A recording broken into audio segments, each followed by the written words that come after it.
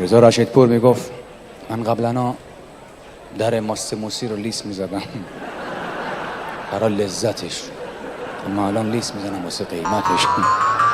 دقت کردین ماست موسی داستان عجیبی داره. در ماست موسی رو وا میکنی بیشتر از داخل ظرف رو در چسبیده، آدم میمونه بخوره نخوره، خب نگاه میکنن خجالت.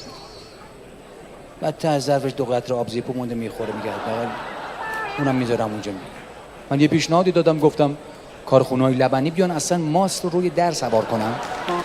والا ما ظرفو برداریم از روی در شروع کنیم ماست خوردن، همه بدونن مدلش اینجوریه. حداقل عجیبه ها. از بسته‌بندی مواد غذایی جمله خیلی به چشمان شما آشناست، نوشته از اینجا باز شود، درست از همونجا وا نمیشه.